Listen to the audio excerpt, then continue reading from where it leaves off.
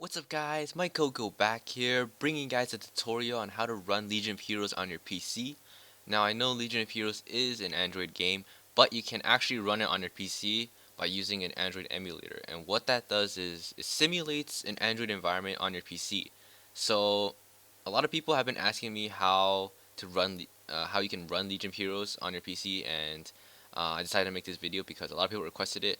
And there's a lot of reasons for doing this, simply because running it on your PC is just better than running it on your phone, because A, you don't have to worry about charging or losing battery, because Legion actually does use up quite a bit of battery if you set it to a high frame rate and good quality for the video and the images, so graphic settings.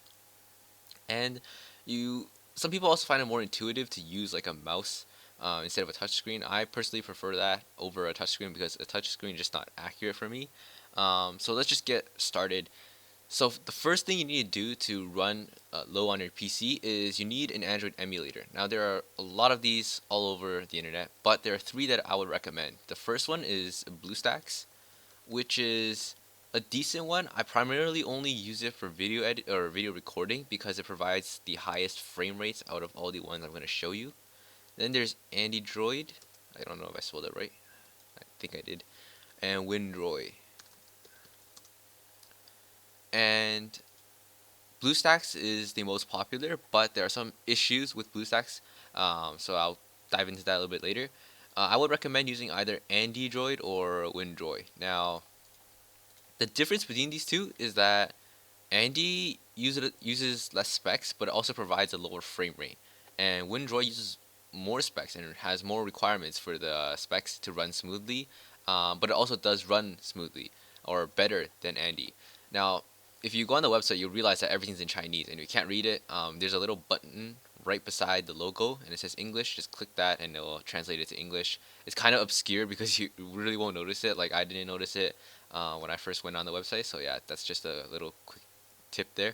So basically, the difference between these two is that Andy is more stable but provides a less fluid gameplay. So I'm not talking like terrible frame rate. I'm just saying like it might only be around 30 FPS, whereas Windroy will give you like a solid 60, but you'll have more crashes. I'm not sure why that is. It's just that when I use Windroy, it crashes more often than it does for me when I use Andy.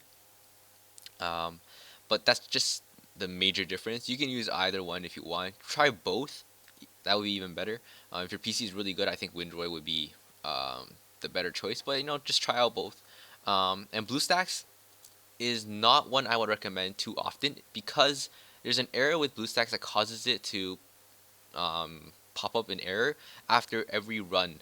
So basically, if you run tower or if you run like just like bounty hunt or if you just like fight one enemy, then after the battle there will be one pop-up error and it says this device is not compatible or this device is not supported, something along the lines of that.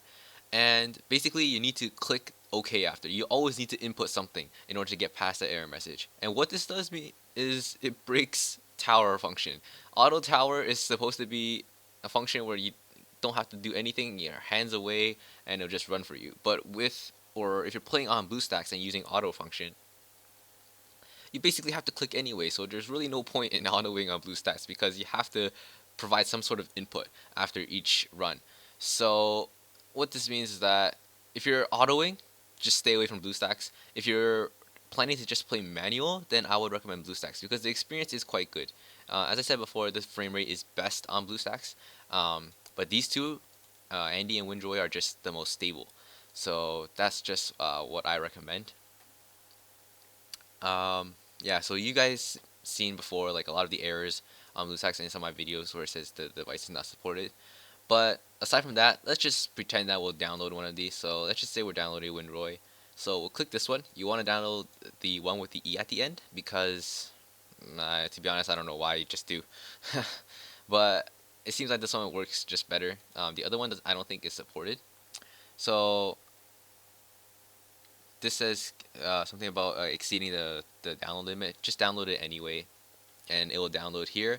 Or if you want to download Andy, just click download, and it'll ask you to subscribe, but it's actually downloading right here in the background, right here. So just you don't have to enter your email. So I'm just gonna stop these two right now because they are quite big. As you see, Andy is almost 400 megabytes. So assuming that we've downloaded both of them, now we go and install both of these applications. So the installation process is fairly simple. If you don't know how it works, just Google around because each installation process is different, so I can't go through all of them. But basically, once you're done, I'm running BlueStacks right now. This is not the home screen you'll see. When you actually run BlueStacks, you actually see this screen, and this screen is BlueStacks version of the home launcher, and I think it's quite bad. It's not clean. Everything's just jumbled together. The UI is pretty bad. So the first thing I would recommend is go click the search button at the top, type in Nova, and search play for Nova. And once you search play for Nova, download this one, Nova Launcher, and just download or install whatever, and then open it, and then you'll be greeted with this screen. And this screen is what actually reminds you of Android. It's almost based on Android open source, but basically you want to get to this screen because this screen is just far more clean. It's more fluid than BlueStacks' original home launcher, and this only applies to BlueStacks because the other launchers or the other emulators don't utilize their some kind of wacky home launcher. They just use the original Android open source project launcher, so you don't have to worry about that. So basically, once you're on this page, you want to go back to the Play Store, and you want to type in Legion of Heroes, and you want to download Legion. This process is very similar, or basically the exact same as the process of installing it on your phone. So once that's done installing, you want to go back to your home, if it will go back, and okay, there's quite a bit of lag. So after you're done, Legion should be installed. You can drag it to your desktop or your launcher if you want. I have like 4 instances here already. So just click it and it will run Legion basically the exact same way as it would run on your phone.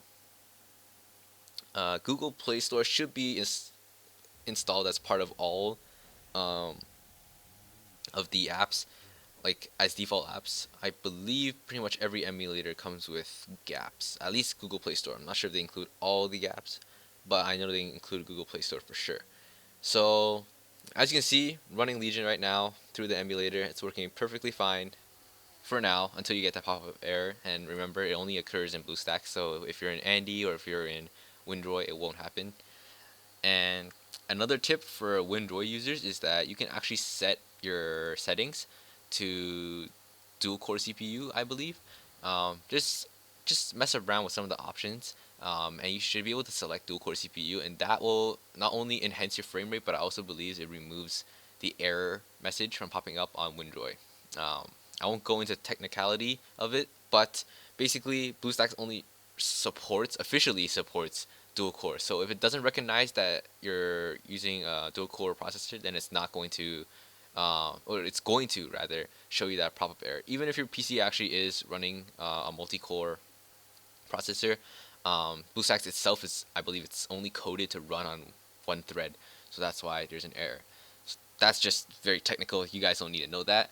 But once you're in, you're gonna be greeted something like this. You might have a little icon at the bottom, and I believe there's like a download icon, and what it does is that it installs everything else after. So the first installation of Legion, I think it only installs the bare minimums, and then after that you can choose to install like the tower function, Infinity Wars, and Coli, I believe. I'm not sure if they're already included as part of the package, but you can download them as separately. So just click it, wait for like 2-3 minutes, and it'll download all of that. So now that you're in Legion, you're probably wondering, is this bannable or not? At least I did, because I wasn't sure until I read the forums.